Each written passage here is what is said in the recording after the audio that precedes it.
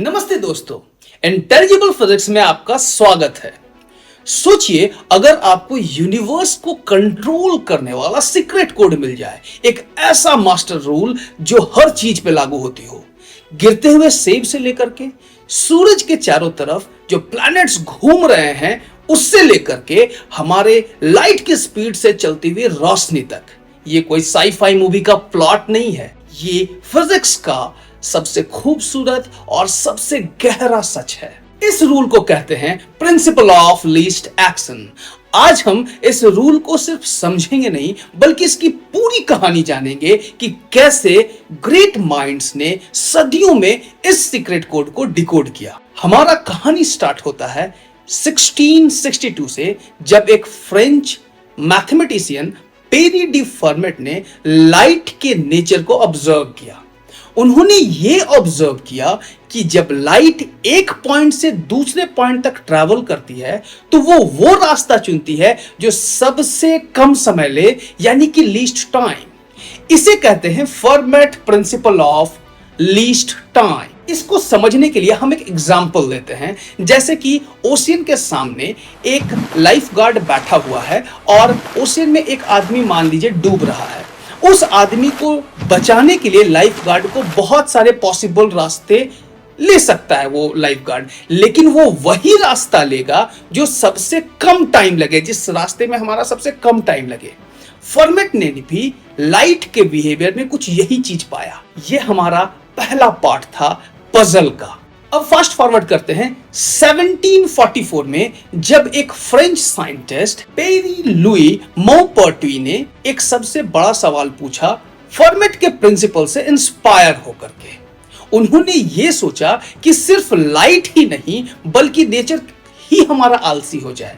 उन्होंने इस आइडिया को नाम दिया the principle of least action. उनका कहना था कि नेचर बेकार में मेहनत नहीं करती है। उनका ये आइडिया फिलॉसॉफिकल था, उसके पीछे कोई भी सॉलिड मैथ्स नहीं थी। अच्छा, एक आइडिया के बारे में बताना एक बात है और उसे यूनिवर्स का लॉ बनाना दूसरी बात। यहां एंट्री होती है दो सबसे बड़े लेजेंड्स, दो सबसे बड़े मैथमेटिशियन, जिसका नाम था लियोनार्ड ऑयलर और जोसेफ लुई लैग्रेंज। ऑयलर ने एक ऐसा मैथमेटिकल टूल यानी कि कैलकुलस ऑफ वेरिएशन, एक ऐसा टूल तैयार किया जिससे इस प्रिंसिपल को टेस्ट किया जा सकता था, लेकिन बाद में इसी को पावरफुल रूप दिया लैग्रेंज ने। 1788 में लैग्रेंज ने एक ऐसा रेवोल्यूशनरी इक्वेशन दिया जिससे हम लोग एक्शन को कैलकुलेट कर सकते थे। तो उन्होंने एक्शन को कैलकुलेट करने का तरीका बताया, जैसे कि आपको स्क्रीन पे दिख रहा है L is equal to T minus V. यहां T हमारा काइनेटिक एनर्जी है, V हमारा पोटेंशियल एनर्जी और L जो फंक्शन है वो उनके सम्मान में इसे हम लोग लैग्रेंजियन भी बोलते हैं। लैग्रेंज ने इस इक्वेशन से न्यूटन के सारे लॉज ऑफ मोशन को डिराइव कर दिया और उन्होंने क्लासिकल मैकेनिक्स को एक नए, ज्यादा एलिगेंट और पावरफुल ऑपरेटिंग सिस्टम पर डाल दिया। अब ये सिर्फ एक आइडिया नहीं बल्कि एक मैथमेटिकल सुपर पावर बन चुकी थी। और कहानी यहां खत्म नहीं हुई।